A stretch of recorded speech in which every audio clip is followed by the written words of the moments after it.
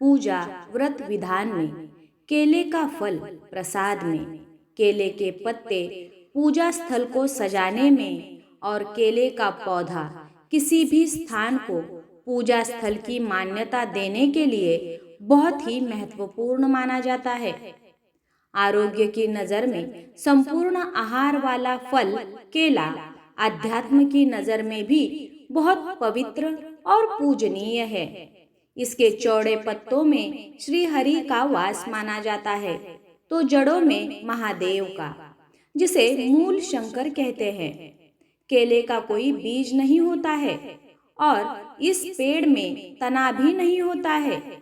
केवल पत्तों ही पत्तों में परत दर परत लिपटा ये पेड़ इतना अलग और विशेष क्यों है? कैसे हुआ इसका जन्म? पुराणों में इसकी कथा भी बहुत रोचक और आश्चर्य में डालने वाली है। केले के पेड़ को ध्यान से देखें तो ये किसी भारतीय स्त्री की कल्पना जैसा लगता है। पत्तों पत्तों में लिपटा तना ऐसा लगता है जैसे किसी महिला ने साड़ी लपेट रखी है, और सबसे ऊपरी भाग में फलों से लदी शाखानुमा आकृति जमीन की ओर ऐसी लटकती है जैसे फूलों से सजी हुई किसी महिला की चोटी।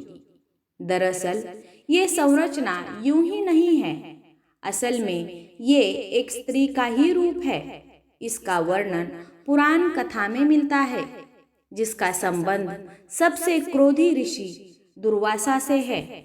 आज हम ऋषि दुर्वासा के श्राप से भस्म हुई उनकी पत्नी केले का पौधा कैसे बनी ये जानेंगे।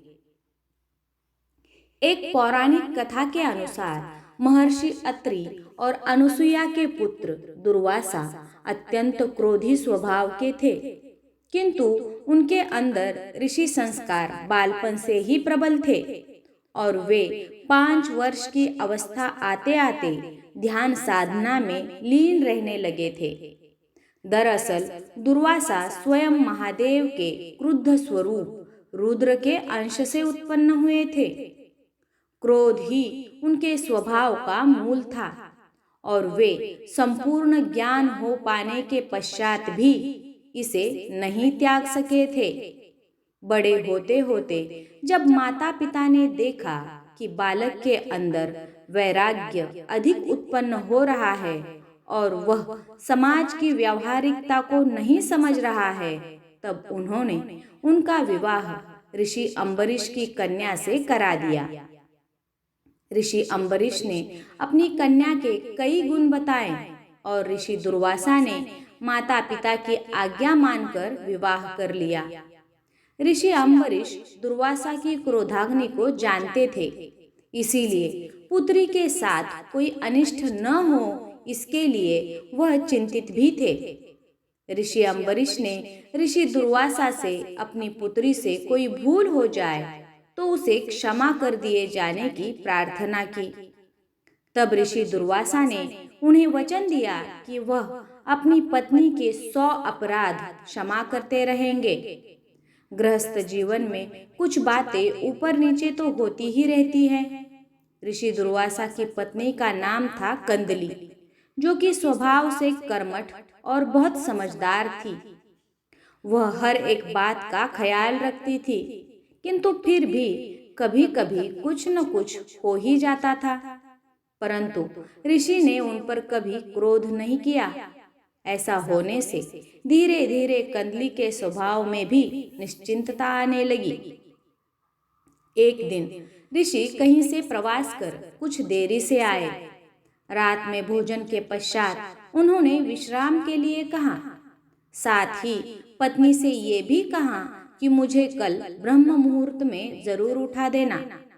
मैं स्वयं भी प्रयत्न करूंगा, किंतु थकान के कारण शायद ऐसा संभव न हो। ब्रह्म मुहूर्त में ऋषिवर को जरूरी अनुष्ठान करना था। अगली सुबह कंदली की ब्रह्म मुहूर्त में नींद तो खुली, किंतु आलस के कारण न तो वह स्वयं उठी और न ही ऋषि को उठाया। सुबह सूर्योदय के पश्चात जब ऋषि की आंख खुली तो दिन चढ़ आया था।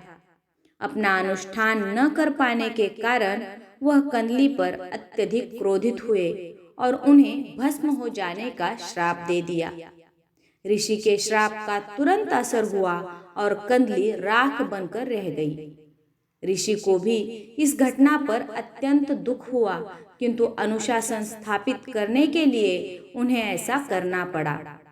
जब कंदली के पिता ऋषि अम्बरीश आए तो अपनी पुत्री को राख बना देखकर अत्यधिक दुखी हुए।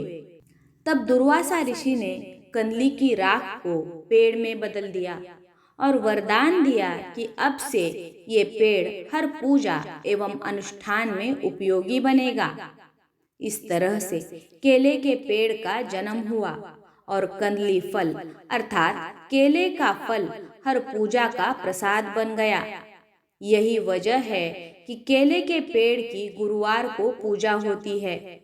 इस प्रकार ऋषि दुर्वासा से क्रोधित होकर अपनी पत्नी को भस्म होने का श्राप दिया था।